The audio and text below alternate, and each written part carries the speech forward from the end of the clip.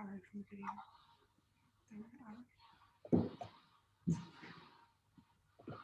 Just trying. It doesn't look like I've got the ability to share my screen. You sure? Oh, there you are. Multiple participants can share. Here we are. There you are. There we go. Yeah, I'm on. Is that showing? Yeah, I can see it. Fantastic. Good evening, everybody. As Richard said, I'm James from In Deep Diving and Marine Services, commercial dive boat skipper within the port. We run both recreational and commercial diving operations around Plymouth. So just going to be giving you a bit of an insight tonight into water users in the Sound from our point of view, whether you're a diver or whether you're not a diver, but also somebody else that uses the water. There might be things in here that you might not know or might be of interest to you. Certainly some points that are relevant to both the safety of the divers and yourselves whilst out on the water. So I'll flick through now and just cover a couple of the important points specific to us as diving operators. So when we're out diving or when you're out on the water, if you do use the water regularly, you will have seen there's lots of diving that takes place in Plymouth. It is almost a mecca of diving along the south coast of England. So at times we can have hundreds of divers operating every single day, especially around the bank holiday weekends. They're the busy times, which it always is for everybody out on the water. There's a lot of diving activity that goes on throughout the Sound. We've got hundreds of shipwrecks laying just within Plymouth Sound itself. So there's lots of attractions there for divers to come down and visit if they're local or traveling and go out and explore. So if you are planning on running your own dives, or if you've got your own boat and you fancy jumping in for a dive, or if you're out there, you want to stay clear of these divers or make sure that people know that you are diving. And there's a couple of ways that we as divers do this to allow other water users to know where we are and to tell them to remain clear. The first of which is an SMB, or stands for Surface Marker Buoy. These are used by all divers diving certainly from boats, and these will be used all the time. Sometimes they'll be permanently marking the divers, or other times they'll only be used as a marker to display when the divers are going to make an ascent to the surface. So they won't have the position permanently marked, but certainly if they're planning on coming to the surface, they will mark their position before making that ascent so that all boat traffic knows to stay away from them. Now, these commonly in this country look like those in the image you should hopefully be able to see. Not always do they say diver below on them, but they will be a long, thin tube shown there. Quite often they're orange. However, there are other colors available. Some divers choose to use yellow or pink, or some even choose to use black, which is a little bit dubious as to why you would choose black for a marker that you want to be well seen. But just be aware they will almost always be of this tube type marker buoy, and they're normally about 1 meter or so high. Very important, if you do see those when you're out on the water, they are not to be used as slalom poles or race markers or anything as such, which unfortunately has happened previously over the years where people don't know what they mean and they use them as turning marks, etc. There are divers below them, and don't always expect to see bubbles around them, because there are forms of diving that may not emit bubbles from their apparatus. So don't think that just because there's no bubbles, there's no one below it.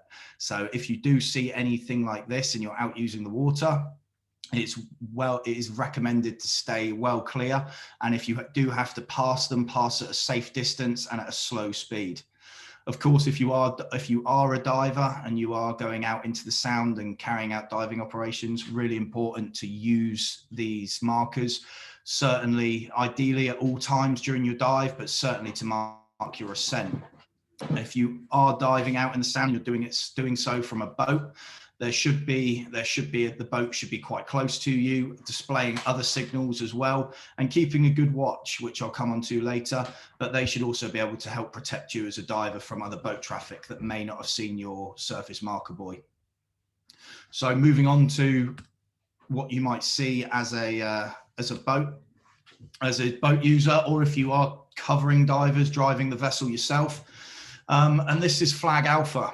Now, Flag Alpha is an international sign that is to be displayed by any vessel undertaking diving operations. It's a white and blue flag, quite often is used as a flag, but sometimes as a rigid board, which you can see here. It does not have to bear the word diver across it, but it just has to show the white band with the two blue triangles at the end.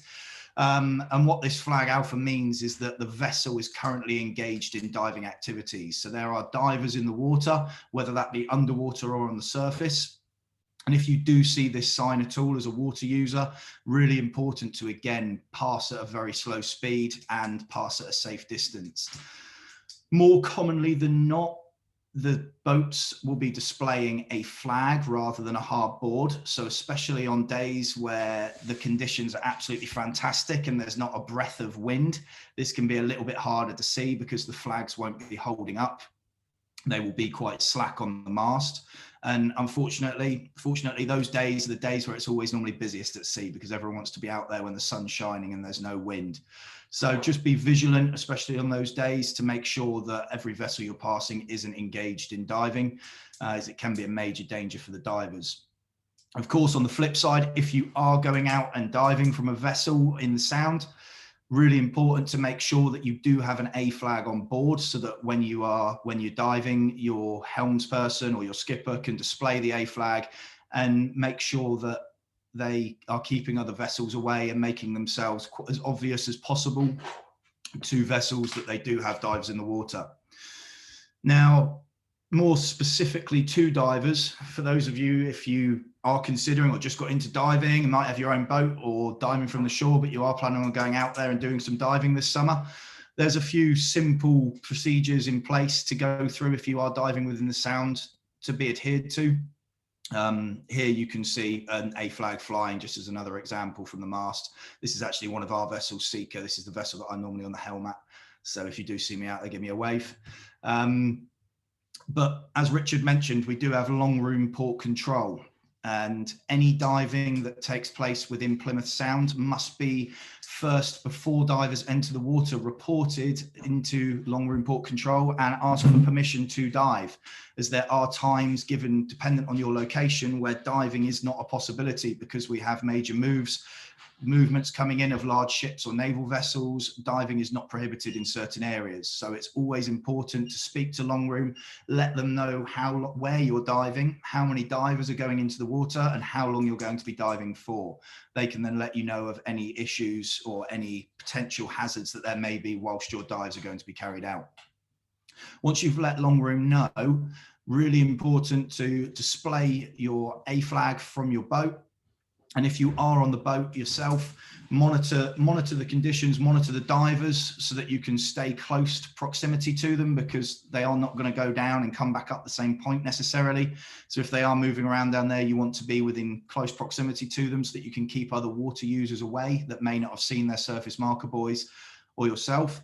And keep an eye on their timings, because if your divers have said that they're going to be in the water for an hour, for example, 60 minutes, you want to keep a track of that on your watch, because if they start to become overdue, there might be a problem. And that's the point that you want to start speaking to the Coast Guard and also long room to let them know that there's potentially a problem there with your divers being overdue. Once you've monitored the dive and everyone's back on surface happily, it's really important again that you let long room know so that they know that your diving's complete and everyone is back on board nice and safe. So they're the kind of steps that you want to go through if you are planning on carrying out a dive. And if you are out there on the water, it's always, and you're not a diver, but you're out there enjoying the weather and enjoying the sea, you're going to be listening, if you're within the port on Channel 14, listen out for dive boats and other vessels calling in, conducting diving operations. They will always say, or long room will certainly ask, where they're planning on diving. So if they say, for example, Corsan Bay, and you know that that's your destination on your day out, it's, you know, to be wary as you transit across that direction, that there will be divers that you may encounter. So utilize that open channel to your ability and listen on it, and it will keep everybody safe, and you won't have to have an angry dive boat skipper coming over to you to keep you away from his divers while you're trying to sail through the dive site, for example. So it keeps everybody safe and happy out there. The next slide is any questions, but I believe that we're going to do those towards the end. So I'll sign off now, pass back to Richard, and I can answer any questions at the end of the chat. Thanks, James. Brilliant. I think there was a question there. What's a safe speed and what's a safe distance? I don't think you'll ever get an answer for what's a safe speed. That's an old rule of the road question. But a safe distance, could you answer that really? So from my point of view, when I'm driving the boat, I would consider a safe distance for vessels to pass if they're doing so at a moderate speed, to be passing from me at least 200 meters. And when you're driving a dive boat or you're driving a boat that diving is being conducted from, you will always try and put yourself between the vessel and the divers. So if you're more than 200 meters from the vessel, you're going to be more than that from the divers. The divers shouldn't be between each vessel; they'll be on the lee side of the dive vessel. So passing at 200 meters, that's more than enough if done so in a safe manner. Lovely, thank you. I know there are some cases in the last few years in Plymouth and locally where powerboats and jet skis saw the buoys and thought they were slaloms. So thanks for the education message, and got to keep educating the water users what you do. Thank you. Do you want to stop sharing your screen and we will certainly introduce PC Chris Collins, who is an RYA PWC jet ski instructor here in Plymouth. Hello, Chris. Evening, Richard. Thank you. Thanks for the introduction. Thanks for the invite as well. So I'm, as Richard said, I'm a police officer in Devon and Cornwall Police. I'm also a powerboat and jet ski instructor for the Royal Yachting Association. So I'm here tonight to talk to you about jet skis predominantly. I thought what I'd do is just give you a little bit of an insight into the RYA Personal Watercraft Certificate, and then give you a couple of the issues that I've experienced, and hopefully some top tips. So the Personal Watercraft Certificate of Competence, it's an RYA, Royal Yachting Association design course. It's a really good course. It includes launching, recovery, passage planning, decision making, high and low speed riding, essential safety information such as emergency actions, collision avoidance, orientation at sea, things like that, basic navigation, buoyage, local restrictions, bylaws, and crucially consideration of other water users. Minimum age to attend the course is 12, but between 12 and 16, they have to be, their tickets are endorsed, so they're supervised by an adult. So what jet skis? So personal watercraft they're referred to, but historically everyone calls them jet skis. They're small, lightweight, powerful craft, can range in size from 1 to 3 seaters, have a range of horsepower. Some skis are capable of well over 60 miles an hour. They're able to undertake reasonable coastal passages subject to the sea state, and are often used as safety boats and rescue craft. You may have seen them dotted around Plymouth recently. The Border Force have taken some into their fleet. So they're attractive, jet skis, because they're easy to store, they're easy to transport, they're available to a wide range of budgets, second-hand markets, quite buoyant. They're an easy, low-cost way for people to access motorized water-based activity, and there's minimal issues around cost, storage, and maintenance, which is probably why last year we saw quite a big increase in jet skis on the water. They've got a low center of gravity, good all-round visibility, driven by a jet of water, which gives propulsion and steerage.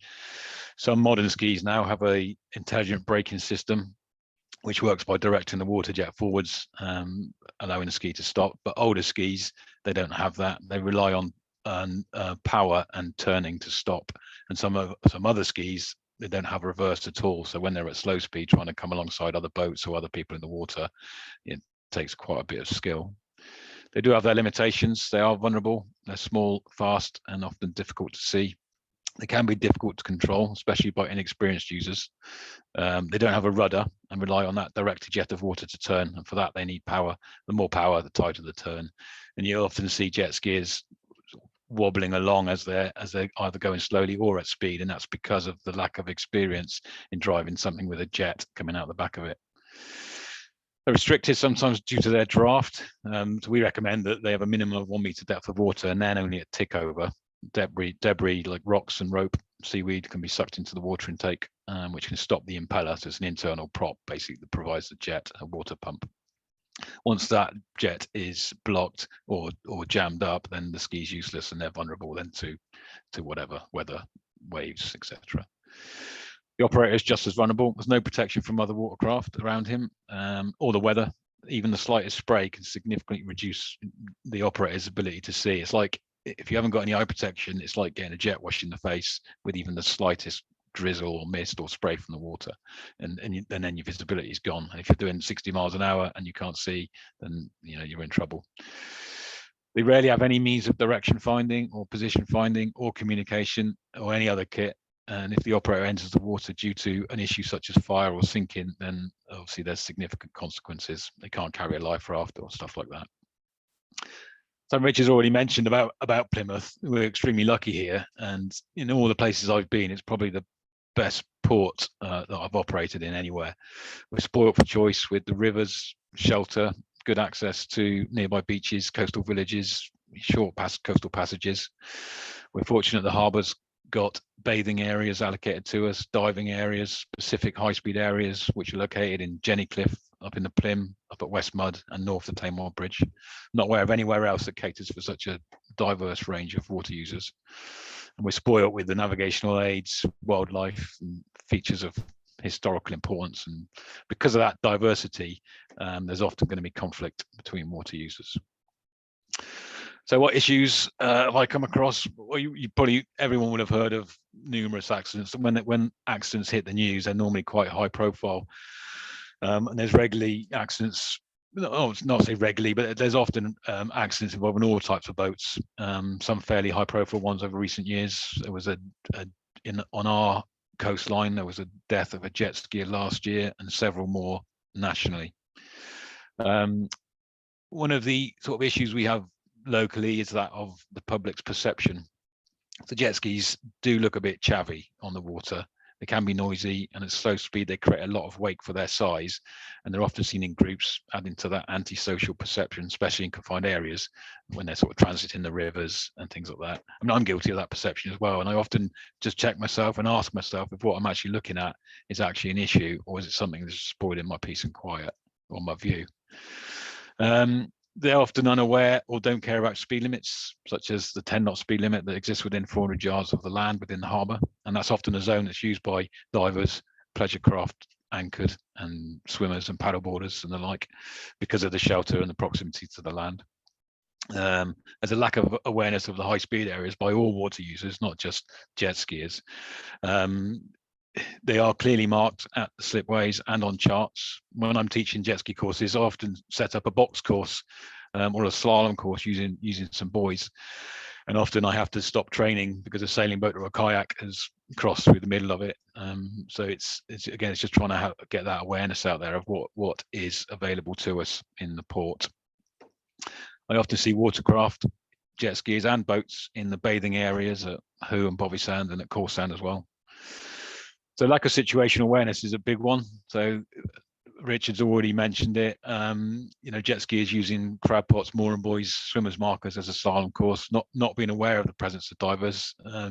I've also seen jet skiers using divers surface marker buoys as a turning point, and I can't imagine what it must be like for the diver underneath that. So some sort of top tips and recommendations.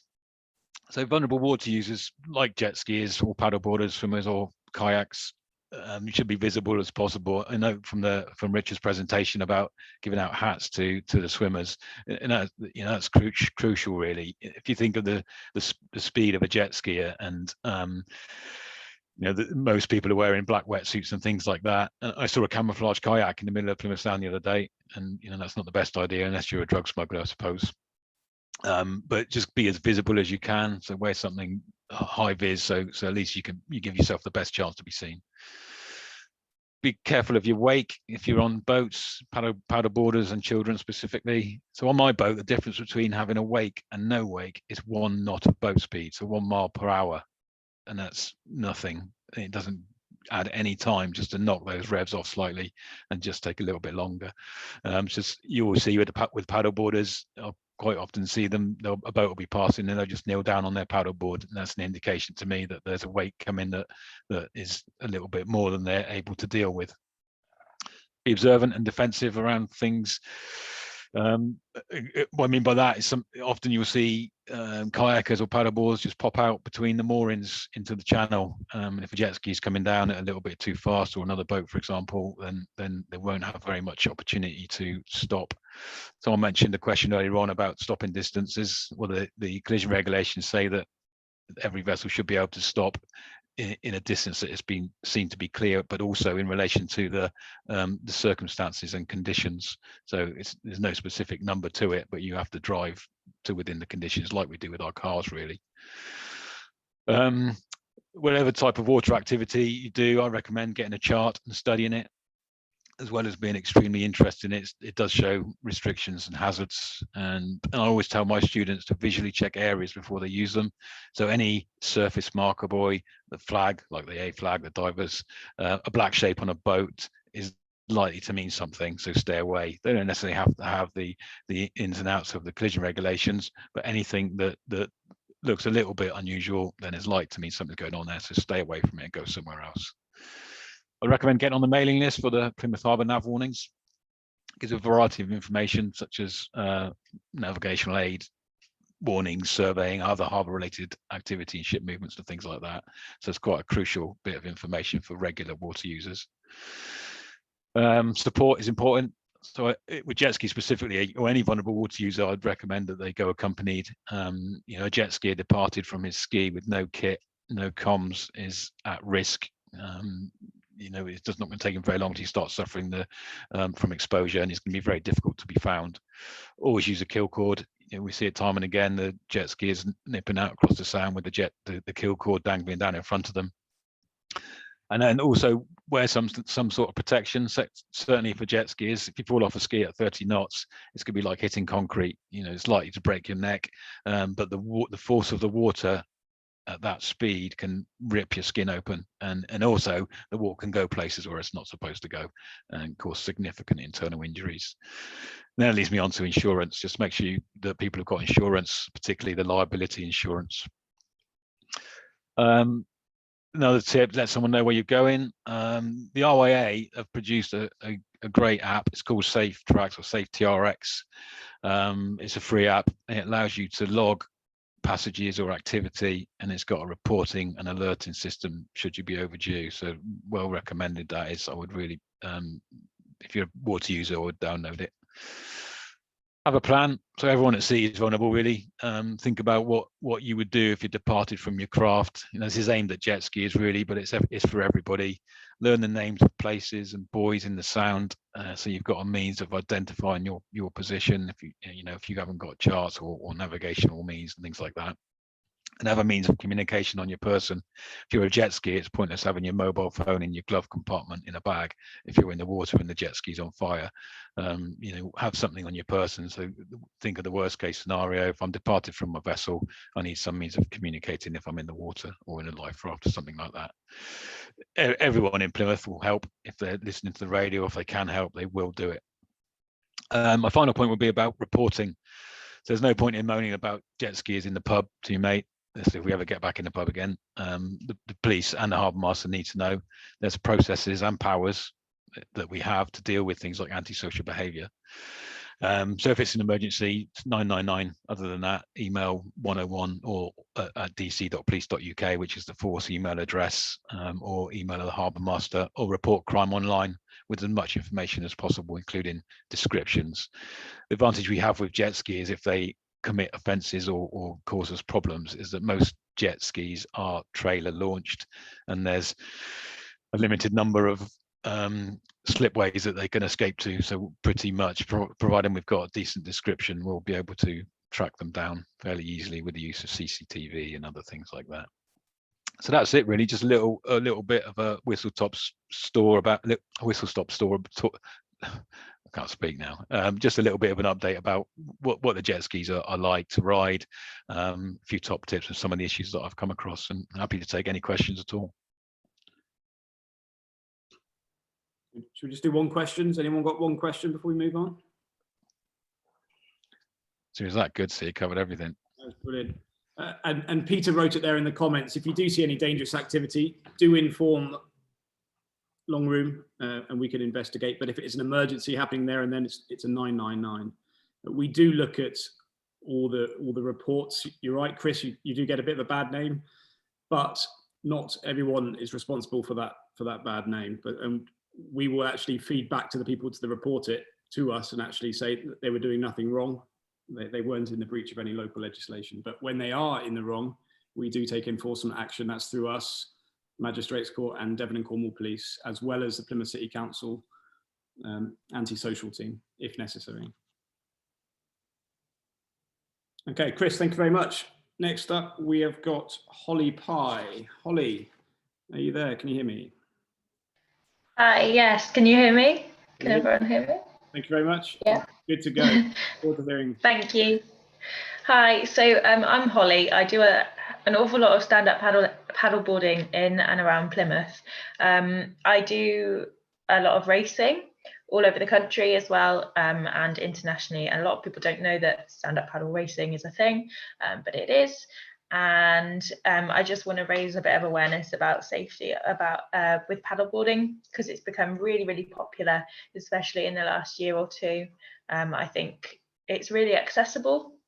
It enables people to get on the water who maybe didn't find it so accessible before.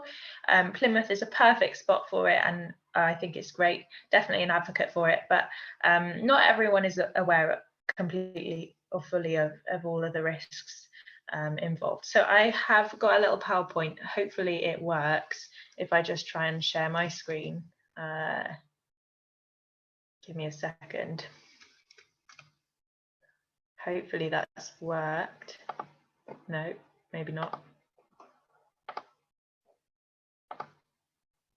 There we are. Can everyone see that? Hopefully. Yeah. Okay. So, all right. So this is just a nice, lovely picture from Plymouth Sound. So one of the first things really, really important is the equipment. You know, just like with anything, having good quality equipment will, if you look after your equipment, it will look after you. You wouldn't expect to have, you know, paddle boards have become so accessible. You can get them pretty much anywhere now. All sorts of factories and manufacturers are coming out with them. That doesn't mean they're all any good. I know that a lot can be quite expensive, but honestly, it does make a huge difference in how safe they are. Just like you wouldn't probably expect a 20 quid bike that rattles about to be as good as a £4,000 road bike. I'm not saying everyone should go out and buy a £4,000 road bike, but just to be aware that it's not going to be quite as efficient. It's not going to do the same thing.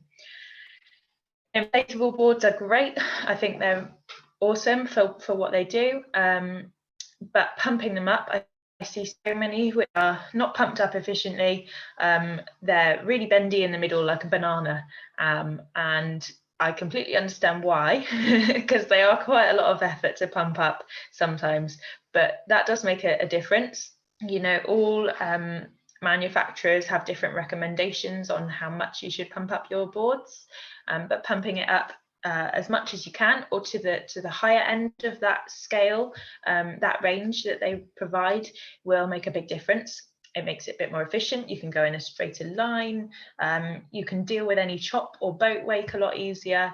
And if you do get caught in any wind or tide, it will make it so much easier to go against it than if you're on this wobbly floating pontoon. Leashes really do save lives. Personally, and I consider myself to be quite experienced.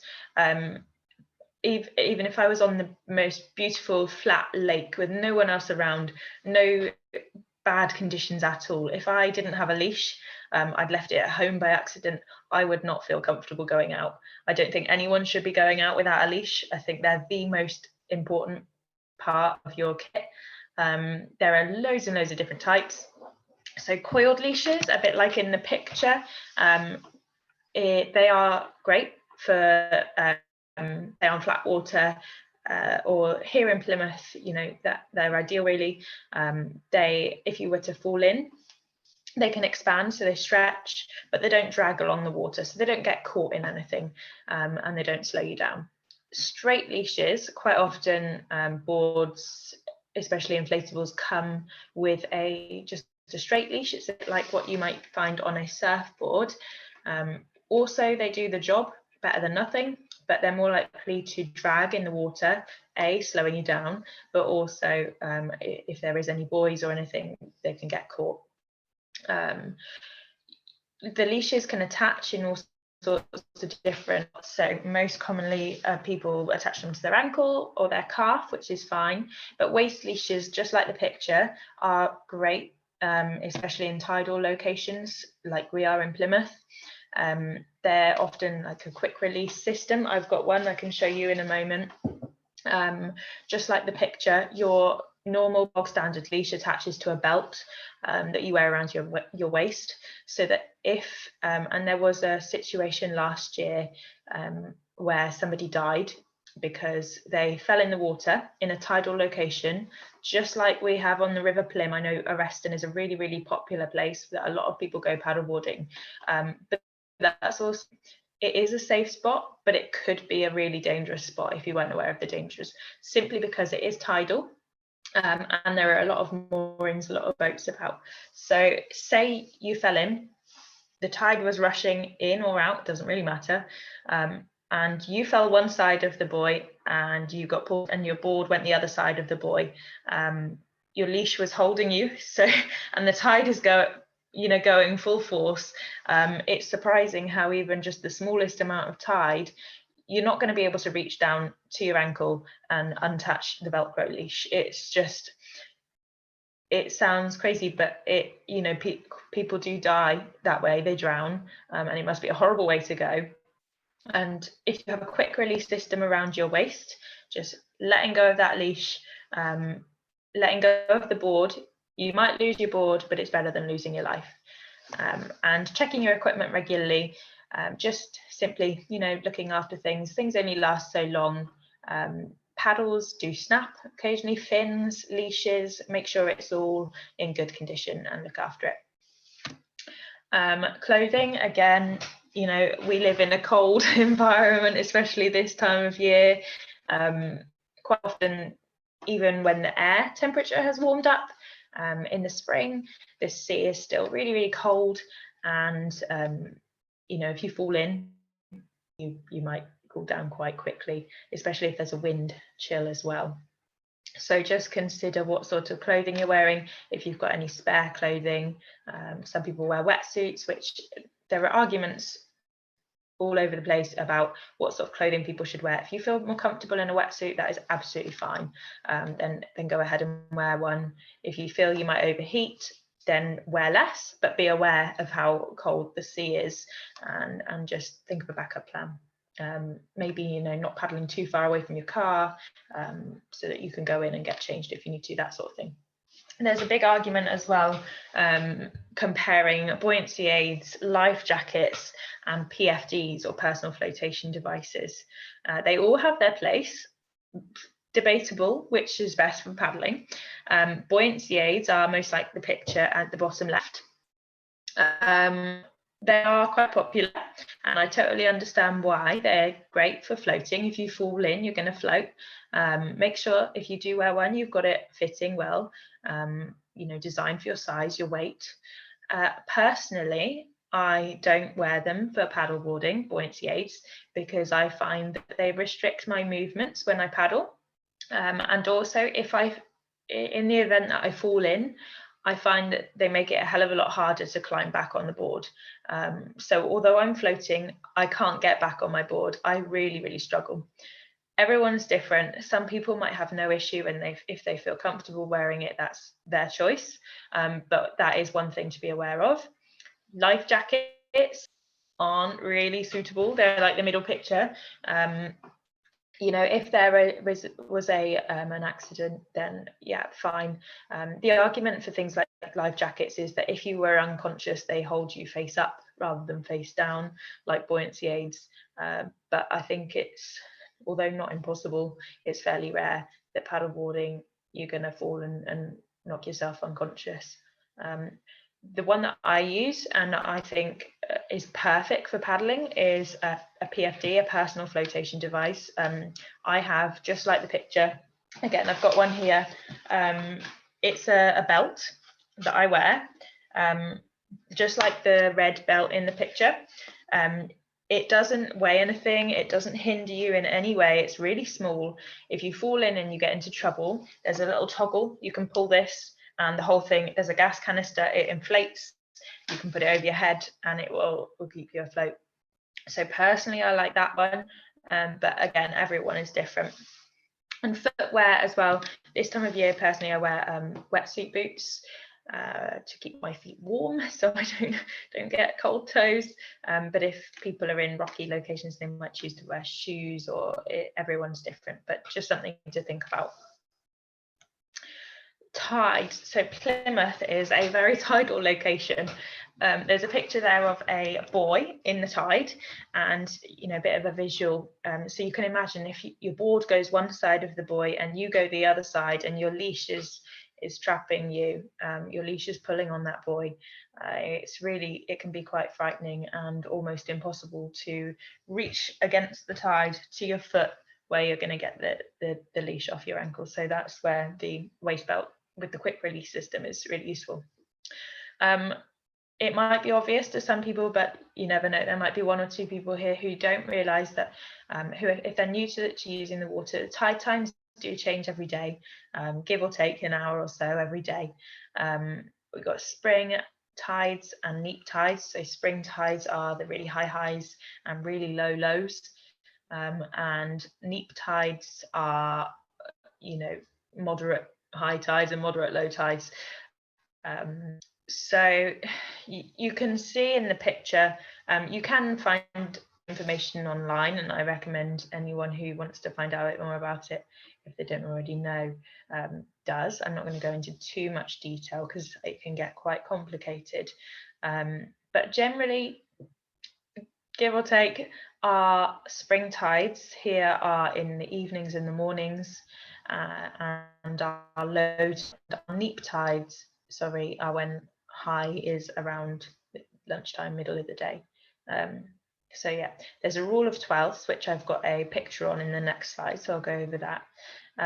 And although Plymouth is generally fairly flat, when we have really big swells like we did a few weeks ago, the sound can become quite choppy. Even when there's no wind, it can be really disturbing for paddlers, or if you're using any local beaches as well, just to be aware of the swell as well as the wind and the tide. And you can literally just Google tide times Plymouth. I do it all the time, just to double check. So the rule of 12ths, here is a picture for anyone who doesn't know about the rule of 12ths, and it can be quite useful, especially in Plymouth. So in the first and so the high tide is 6 hours after low tide, and basically it's just explaining that the middle couple of hours are where the most water is flowing. That's when the tide is at its strongest, so mid tide. So if you're going to go paddleboarding, going an hour or two either side of high tide or either side of low tide is your safest bet for the least water movement. If you go mid tide, so between high or low tide, the water, especially in some parts of Plymouth, it can be too fast flowing for most paddleboarders to paddle against. And it can be great if you're going down with the tide and you have no idea how fast it's going. You don't realize, you think, oh, this is nice and easy, and then you turn around to come back and you realize that the tide is going faster than you are. You're not making any headway. That can be A, really scary, and B, really dangerous.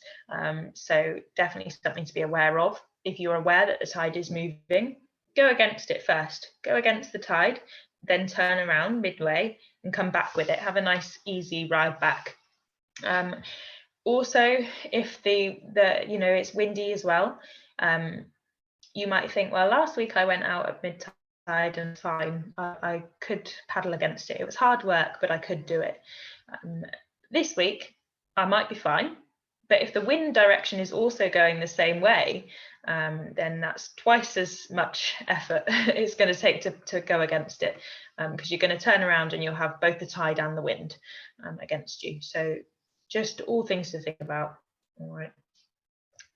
So the wind, I know I did just discuss a little bit about it, but again, for anyone who doesn't know, onshore and offshore winds. So onshore is, we get a lot in Plymouth. So the main, the main wind direction here in the southwest is a southwesterly or a southerly, and that's generally onshore. So it looks quite choppy. The wind is coming towards you if you're looking out at the sea.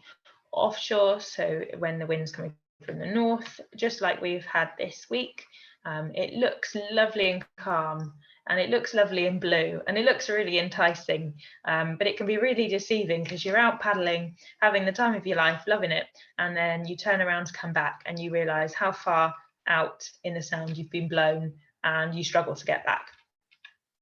So I use, the Met Office or BBC Weather is fine for just a prediction. I really like, there's an app or a website you can use.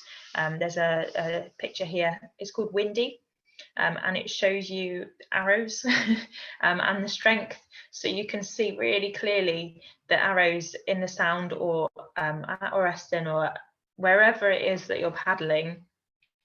You can see really clearly exactly which direction the wind is blowing and how it's going to affect you. So yeah, that's a really good one. The forecast is just that, it's a forecast. If you think the forecast looks quite light, I'm going to go paddling, and you get there and you think, oh, I'm sure, it's a bit stronger than I thought it would be. It may well be stronger than you thought it would be. If you're in doubt, don't go out. If you're not sure, it's not worth it. You've got nothing to gain but a lot to lose. And you can see, there's a website which I really like. You can see how the wind is right now at Rainhead. So it will show you how strong the wind is, and any gusts, any gust strength, the direction, all of that. So it's a bit more accurate than the forecast, and it will show you the past 24 hours as well. So if anyone wants to look at that, if they don't know about it already, it's really, really helpful. How much wind is too much? This is different for everyone, and it's a question that I see get asked a hell of a lot, and I can totally understand why. I was asking the same questions and I still am. Part of it is just trial and error. Everyone is different, and you're not going to know how much is too much for you until you're out in it and you realize it's too much, but hopefully no one's going to do that. I'd say for anyone who's starting, to stick to sort of less than 10 knots of wind, really, which is quite light, and then just build up. If you found that fine, then try 12 knots. If you found that fine, 15, and so on, and eventually you'll realize, okay, so I don't think anyone really should go out like going back to Windy, the picture on the slide there, generally when it's green, like it is in the picture, it's sort of borderline for me. It depends on the direction. When it starts to go yellow, orange, that's definitely too windy to paddle for most people. So yeah, just it's a bit of trial and error, but stick to as light as you possibly can, especially to start with. Inflatable boards, they are more affected by wind. It's down to a few things. They're generally a bit higher out the water. They don't track in a straight line as well, so they get blown sideways, and they quite often don't have very big fins. So again, they just get blown sideways. So it's just something to be aware of. Just because you see other people out on the water doesn't mean that you're going to be okay. Again, if you're in doubt, just give it a miss and go another day. Wait until you're actually going to have fun rather than have a nightmare. Just be aware of other water users. There's some really good diagrams here from Marcus at Southwest Sup, showing the deeper channels in the Sound. This is where it's deep is where there's going to be the most tide. So especially in the River Plym as well, which I know a lot of people use, where it's deep in the middle of the channel is where the most water is going to be flowing. It's going to be a strong, when the tide is going in or out, it's going to be at its strongest. So if you're struggling, stick to the edges. Go as close to the edges of a river as you can if you're going against the tide, and it'll be a lot easier than if you're in the middle. So yeah. When the tide is going in, it's going to go up the Tamar and up the River Plym. So you can see as it's going across the Hoe and at Devil's Point where it is moving. Devil's Point is called Devil's Point because it gets really choppy. So for anyone paddling, going around Devil's Point round to the back of Royal William Yard can be quite tricky, even if it looks nice and calm right out the front. So just be aware of that. And being aware of shipping movements. There are all sorts of regulations of who gives right of way to who, but to be completely honest, just stay out of everyone's way. If there's a boat coming, don't think, oh, I've got right of way, they should give way to me. Just get out of the way. I think, you know, a couple of people have already said this evening how they've shown how difficult it is for them to see you. But even if they can see you, if there's a collision, who's going to get hurt? You or this massive great big boat? Just stay out of the way.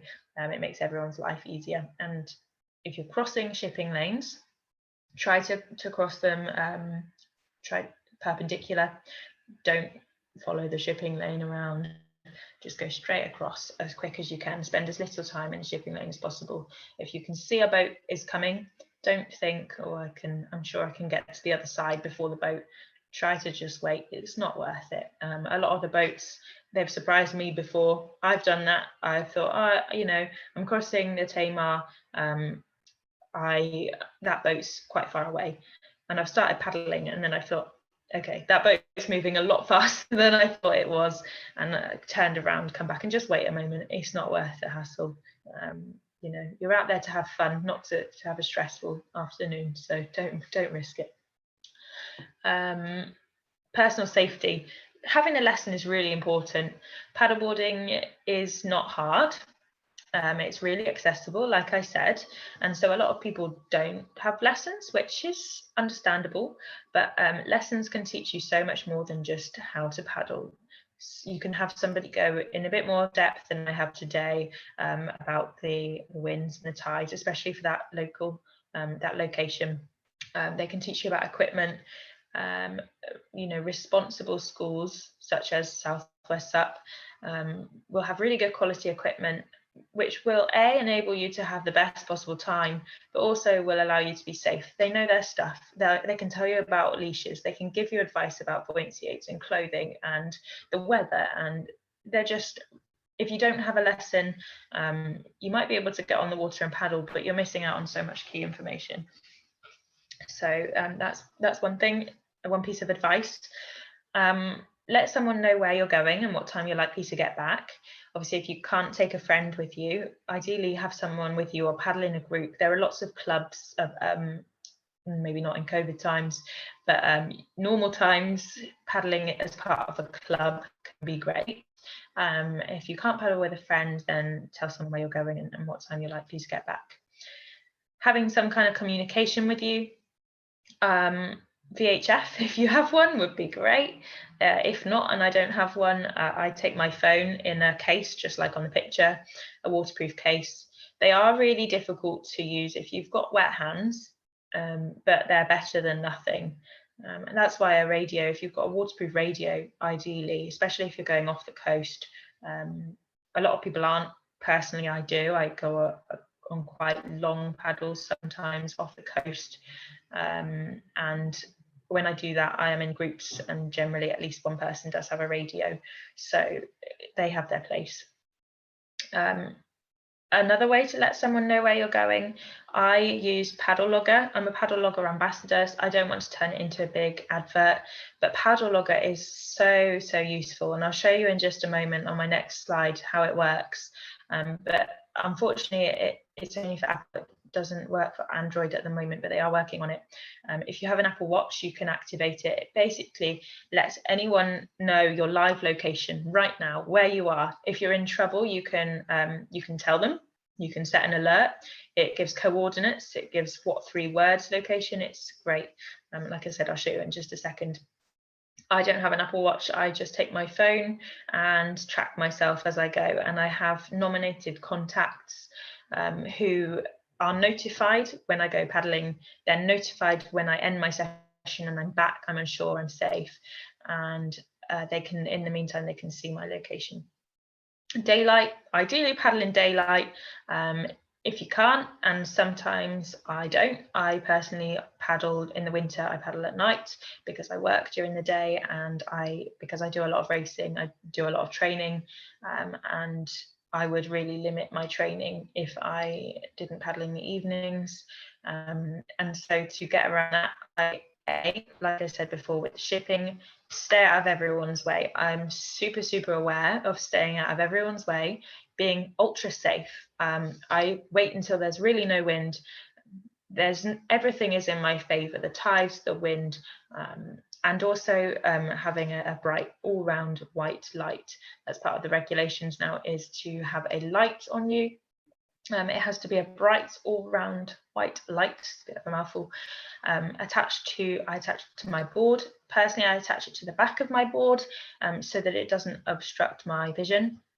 I find my eyesight adjusts and I can see quite well. Other people, however, prefer a torch so they can see what's in front of them. It's up to you. I also have bike lights on my paddle, so a white one facing forwards and a red one facing backwards, and they're waterproof, and they stick to the paddle. They stick to the paddle shaft as they would handlebars on a bike. And make sure that personal safety, you've got sun cream on in the summer, you're hydrated, and you've had enough to eat, or you take a snack with you if you're out for a long time. So yeah, paddle logger. Sorry, I know it's dragging on a little bit now.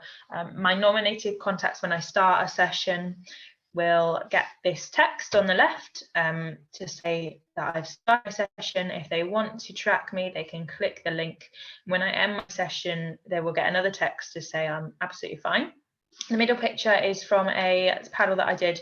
This was quite a long one off the coast. This was a downwinder. So it was in, I wouldn't advise this for everyone, but again, those of us who are quite experienced will quite happily enjoy downwinding. So we go with the wind, and in this case, it was the tide as well. This one was 30 kilometers long. And that's why it was so important for me to have a radio with the group, and B, have somebody on the shore tracking me so they could make sure I was safe. You can see it's got my location, it's got the battery that my phone was on. It tells them everything they need to know. And if I'm in trouble, I can send an alert and they'll get a text. Luckily, I've never had to do it, but they'll get a text to say, I'm in trouble, somebody call the emergency services. And on the right, you can see it shows this is in Plymouth, my actual location and my what 3 words position. So yeah, I love that. So yeah, finally, if you're going paddling, just check the weather beforehand and the tide. Let someone know where you're going if you can't go with anyone. When you get there, make sure you've got everything with you and that it's all in good condition. And no limits. If you go out, I've done it before, I've thought, I'll give it a go. I've gone out, it's windier than I thought, or the wind's picked up, or I'm not feeling right. I'll pack up and go in. I won't stay out just for the sake of it, just because I'm there. If I'm uncomfortable, I'll go in. But most importantly, have fun. That's the main thing. That's why we're all out at the end of the day. So yeah, hopefully that was informative and it didn't drag on too long. Has anyone got any questions? No. Well, I think that was fascinating. I've got a funny feeling you could talk about stand-up paddleboarding. Sorry. Brilliant. I learned an awful lot myself, running a bit on time, but I know April is SUP Safety Month, being organised by John Hibbard from Red Paddleboard. So there's a bit of a campaign, and we're going to be help spreading his message next month. And I know it's based around plot, and it's PFD, leash, offshore wind and telephone, and that's the safety message that's going to be being pushed in April. Yeah, great. Is there one question there anybody wants just before we move on to swimming? No. Okay then. If Joe Dyer, Joe, would you be able to talk about your open water swimming, please? Joe and Cords. Yeah, of course. We're just gonna share our screen. Wine looks good. It was. We can't. I can't. Oh, is it gonna work? We've realised that we haven't actually allowed the screen sharing to happen. Sorry, guys. Oh no! Oh no! It's gonna quit. Oh, we'll just have to do it without it then. Okay. It's going to quit if we do it, but we'll just talk ad lib. I think, you know, it's been a really interesting evening, but I'm conscious that people have been listening to words for a lot of this. So maybe just like give yourselves a bit of a shakeout and like go a bit wild, just wake yourself up, you know, get excited about swimming. But I'm Cordelia. And I'm Joe. Hello. And we're both avid sea swimmers. I've swum all my life. Joe? Yeah, same for Devon, competitive stuff, gave up, didn't really like swimming, and then have found sea swimming, outdoor swimming with everyone else in the last 2 years. Yeah, and we're by no means the experts on sea swimming. We're just two passionate individuals that happen to have met over the last few months. And so, yeah, we just thought we'd like share a little bit of information about swimming. Yeah, we've been lucky that we've been able to become part of a community that's grown really rapidly. So we were introduced to a group of other women that were like-minded and wanted to swim through the Rise Fierce initiative, which was started by someone called Sophie Hellier down in Cornwall, which is all about getting women to swim. So we went to like a retreat day together, met some other women. There was only about 16 of us, and now we have a WhatsApp group for Plymouth with about 120 women on that all enjoy swimming in the sea, some of them more regularly than others, and mostly enjoy the support of other women that want to swim and look after each other. So we've kind of organically built on that and started a social media page on Instagram, really just to share everyone else's pictures, and it grew quite quickly. So we then turned to the people that we know that know a lot about sea swimming and about the safety. So Tors from Making Waves, Jason from ACE, who also really kindly did some swimming lessons with us. Enabled us to sort of like just swim as a group in a safe environment. And he did that free of charge, which was incredibly kind of him. But yeah, we sort of created this, it's called Plymouth Swim Collective. You might see it on Instagram. It's at Plymouth_swim_collective. And you know, I was just reading over some of the initial posts this morning, and it was really, I mean, Joe set it up initially, and we were just sort of like around swimming at the same time when we could swim more freely together. And it was really about just finding a page for everyone and anyone in Plymouth who are water users, be that paddlers, you know, just going in for a dip, and hardcore channel swimmers, like Jason is, but really to be inclusive and to be empowering and to be able to support local initiatives that are going on. Obviously, there's the Wave After Wave, which is a great initiative trying to sort out safety down at Devil's Point and Firestone Bay. But yeah, you know, like more widely looking at supporting local businesses such as Ace Swimming and also Southwest SUP. So it's just really a community feel to it. But I guess in terms of a safety perspective, you know, like I said, we're in no means the experts on this, and it's important to recognise with sea swimming that and open water swimming in general that everyone has their own limits, and just because another person does something doesn't mean that you should do that. I'm sure that Joe and I have completely different, whilst, you know, we're both competent swimmers, that we'll have different sort of thresholds when we'll go out. And I'm happy to go out in whatever weather, really. I'm not sure Joe likes it as much, but it's important to say that first and foremost. I think it's been mentioned quite a lot, you know, you should be wary of your surroundings. In Plymouth, there's several places that you can swim from that are marked with swim buoys. So if you've been down to Devil's Point, which I'm sure obviously you're on this call, so you've probably recognised the areas that you can swim from. So Devil's Point and Firestone Bay and Tranquility Bay, which is the bay just around from Firestone, are all great places to swim from. It's got these 3 yellow buoys that run parallel to Drake's Island, and it's definitely not advisable. No, it's definitely advisable to not go outside of that. So quite often you might see people swimming up and down, or swimming out to the buoys and swimming back. And then also at Tinside, it has a similar sort of situation. And really staying within those buoys just allows you know, you to be separated from other water users, such as jet skis, which I think we all know love to really push the boundaries of where they can go in the water, and also other boat users. Obviously at Firestone Bay, there's quite a lot of divers that love going from there. And so if you can keep an eye out for SMBs, as been previously described by In Deep Diving from James, then yeah, that's a good thing to do. And sometimes you can see bubbles. I know sometimes I've not seen divers with SMBs, but you can sort of see the bubbles pop off if they're not wearing rebreathers. Other things that you can do are you can wear a buoy. So you might have seen some of the swimmers, and it's good if you have seen swimmers doing this because it shows that it's working. So you get brightly coloured swim buoys that attach either, I think, usually around the waist. And it's just, sometimes you can put your valuables in there, so your keys, your phone, anything else that you feel like you don't want to leave on the beach.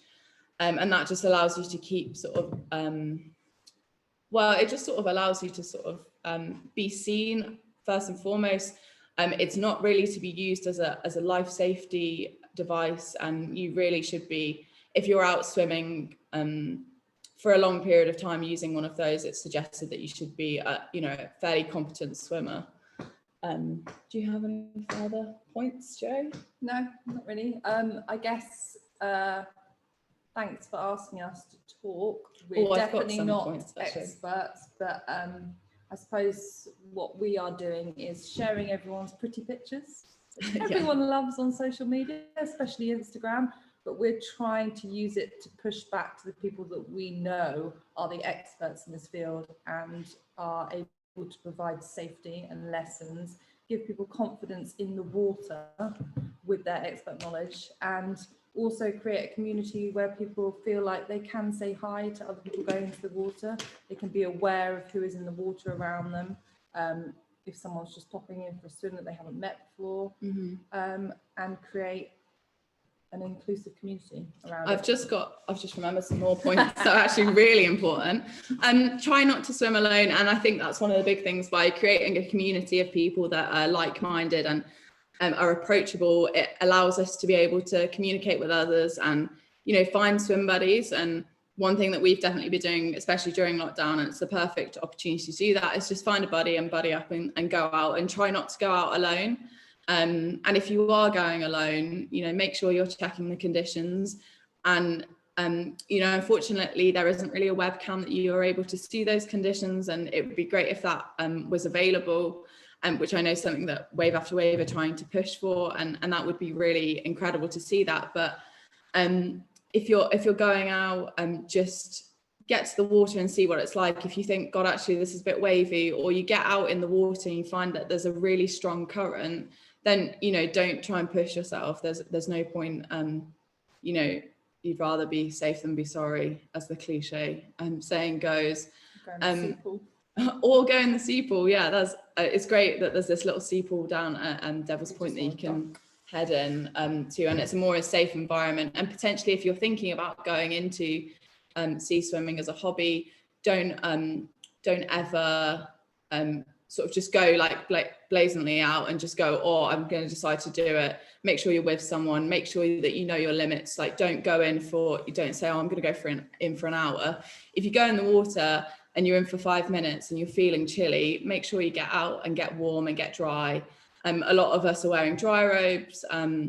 They're not a necessity. They're a very nice thing to have, but you don't need that. You don't need a lot of fancy kit, but you know, if you want to get in your swimsuit, if you want to get in a wetsuit, it's all about just getting in and getting wet, but getting wet in a safe manner, I guess, is the best thing.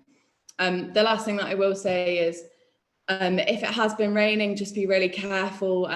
We do get a big sewage runoff that comes into Plymouth Sound, and you know, from the rivers that bring in a lot of material, and so it can, you know, cause you to be quite ill sometimes. So if you are going in, either the suggested thing is keep out the water for a couple of days until it clears up, or just don't dunk your head and try not to swallow the water. But I'm not sure many people want to swallow salt water. So but you know, there's plenty of people out there, and there's plenty of information around, and definitely direct you towards ACE swimming, Devon and Cornwall, wild swimming, and the RNLI are of course the most important people here. They're continuously saving lives and are really responsible and just great people. So just check out their material as well. But we are trying to share more safety stuff on our account as well, to just try and recognise that there are dangers that can happen. Recently I've started like posting if there's currents on the page. If I've been out in the morning, I like to go out early. So yeah, but we're open to any questions, and please do follow us on Instagram and send us your pictures. We love seeing it, and it's great to just see this community growing. So yeah. Brilliant. Thank you very much. I know sometimes before 7 o'clock you've got 50 to 100 people sometimes out in the swimming area, so it's a massive sport, and it's what an opportunity to have Plymouth to do it. Is Nigel Jones, RNLI, would you just like to make any comments on the sports that we've been talking about this evening? Just a bit of a summary for a quick note.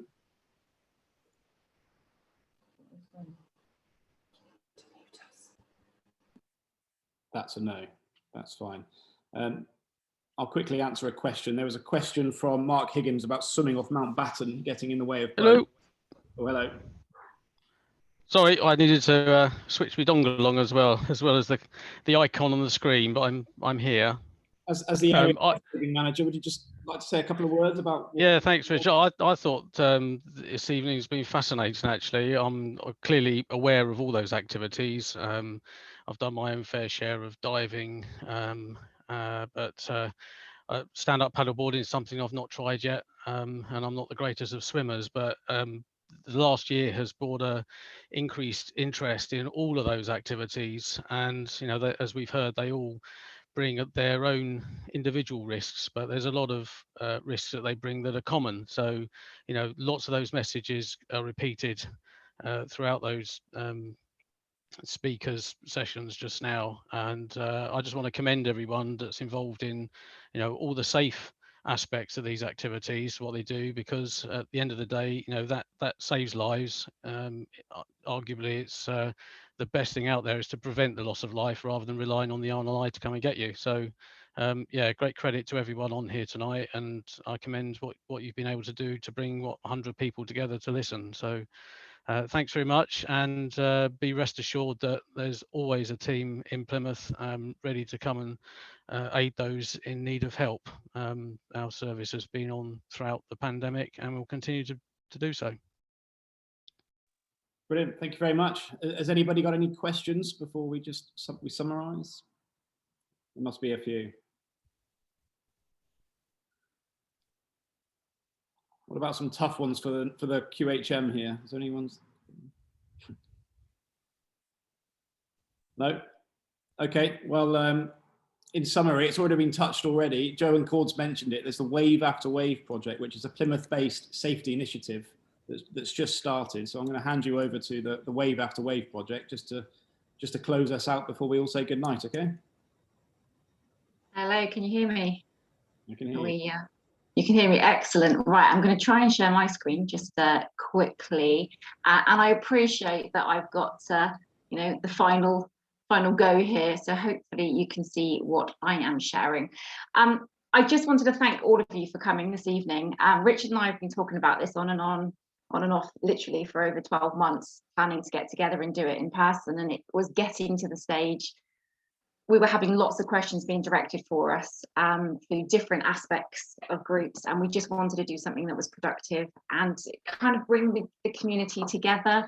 You've got 4 different aspects that we've looked at this evening, and they all encroach on one another, and we didn't want segregation going on. We want to work together as a community to make the water that we are so lucky to be able to, you know, have on our doorstep and get into, make it achievable for everybody to do the same thing, which is why actually we've got together, 3 of us particularly, was Mark from Southwest Up, Jason from A Swimming, and myself, working with the Making Waves Together project, and we produced this Wave After Wave water safety initiative, which we're hoping is actually going to make a difference to making everybody work together. We are fortunate to be working really closely with the RNLI, which I'm linked. Also Devon and Cornwall Police, we've got the Coast Safe initiative down in Cornwall that's actually encroaching on working to combat the amount of shouts that we have and the amount of deaths on the water's edge. We're really fortunate to have an active CRT in Plymouth, but we're working together to, just as like Joe and Coulter were saying, we've got a massive amount of people out in the water now. We're lucky that we've got people like Holly, who is, you know, she sold herself short with saying how good she was. We've got professionals training in Plymouth, but they see these people going out in all sorts of conditions, and we have to make it amenable to the people that see that and want to replicate it. And working with John from Red, we're hoping to make a difference to the local community. One thing that we started to do with Wave After Wave is we've actually got hold of some buoyancy aids. We've been lucky enough to get some funding. We've had £1,000 that have been given to us by Plymouth Octopus, by the POT project, and we've got buoyancy aids. These buoyancy aids are going to be lent out on a basis, almost like bowling shoes, from the shack at Firestone Bay for free. They're going to be fitted. They're going to be, there's crotch strap ones for children, the adults ones are available as well. The whole idea is that we can give people access to getting on the water. Loads of people spoke to me during lockdown about where to get buoyancy aids from, because they seem to be sold out in, you know, most of the UK. So some of them ended up getting some things on eBay for £7. You wouldn't recommend them at all. They fell to pieces instantly. There was no zips, there was limited belt action. These would not actually help anybody entering the water. So we have actually managed to get this started and get the people in Plymouth onto the water, but through a safe method. Linking into that, and again, this has already been mentioned, Wave After Wave, we're trying to have this ripple effect to make it safe for people to get into. We want to raise money for a DFib. We've got very limited DFibs on the coast, and talking, I think it was, you know, Chris Collins earlier mentioned, you know, we have got the safety equipment in certain places. We want to get more, but we also want to get people working together. We need people to see if the conditions, like Holly was mentioning, aren't right, not even to go out. If you cannot go out and stay in, you're possibly going to save your life and possibly somebody else's. And we have to think about the guys from the RNLI that are coming out to rescue you if there is an issue. So we want to work together. Again, John and I were talking earlier from Red, and we were saying, you know, when you were younger, people would think nothing of coming up to you going, oh, you're really going to launch in this? It's not the best conditions. People are afraid to say that now. We need to be a community. We need to look out for one another. If you see an inflatable unicorn going out, you know, on an offshore wind, go and have a chat with them. Mention it's an offshore wind. Mention that there's some shipping movements, or there's a Brittany ferries about to come out, so you'd recommend that they don't launch from the Hoe in those kind of conditions. I think we need to be conscious that we're doing this together and we're doing it for the right reasons. So from our perspective, thank you so much for your time this evening. I know Richard and I were hoping that it was going to be an hour. We have overrun on that, but this is something that we wanted to do more and more, and we want to get you together and working with us. If there are any ideas that you've got from this, any ideas that you think actually you want to work with us, please let us know. This is an opportunity for us all to get together and provide this safe environment for everybody to approach the water and utilise what we've got here. But thank you again for your time. I will pass over to Richard to give the final goodbye, but we do appreciate everything that you've done for this evening, giving us your time. No, thank you, Tor. I think everyone's keen to escape. If there aren't any final questions, just like to say good night to you all. But if you do have any questions, this is your last chance. There's a lot of expertise sat behind these squares, and now's the chance to ask someone. No, there we go. Scot-free. Can I just say very quickly before you go, for those, I'm just quickly reading through group chat because obviously I've been trying to do lots of two things. I will put my contact address into the group chat, but obviously as well, if you wanted to get hold of through to Richard, both of us can actually deal and signpost you to the right people. So even if we can't answer it, we do know a lot of network that we can actually signpost you to. So I will put my email address in the group chat, but if not, go to Richard. Lovely. Thank you very much for everyone attending. James, Chris, Holly and Joe, appreciated. And I think it's been a success. I can see by the numbers, perhaps if we don't start to relax restrictions like we've done, we should do this again before too long with maybe a few different sports. Okay. And wine. Well done, girls. Good night. Thanks, Richard. All right. Good night. Thanks so much. It's been great. Thanks, everyone. Thank you. Thanks all. Great. Bye. Thank you. Thanks, everyone. Bye.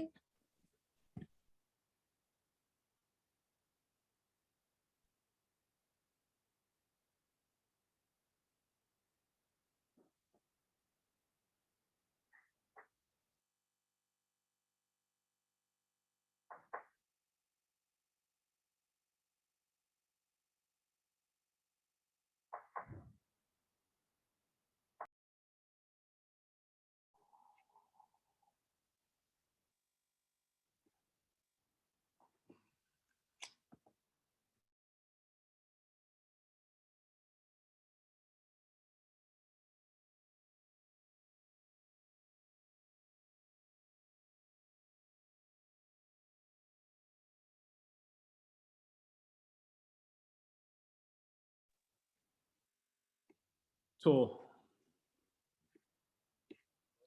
Oh, hang on, I'll be down in 2 minutes, Steve. Okay, bye. Yellow. Right, got a few more people on here. Yeah, no, wait, so everyone gone. Alan can stay, that's fine. Tor, if there's any questions in there. Oh, and there's Marcus and Lynn's from Southwest up.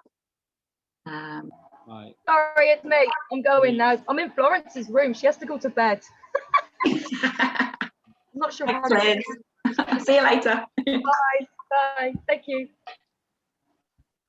No, I don't want to leave Tor just in case I miss out any. That's exactly what I'm just going through the group chat really quickly. I've got different people telling me where their defibs are. Yeah, we almost need a map, I think, of the defibs on the water's edge as well. Yep. I think that would be good.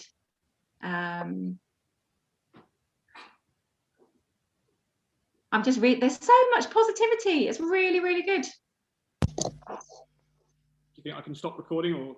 Yeah. I'd keep it on just in case there's any. As I say, we've got the last few people. I don't know if I don't want to boot them out, although I think people have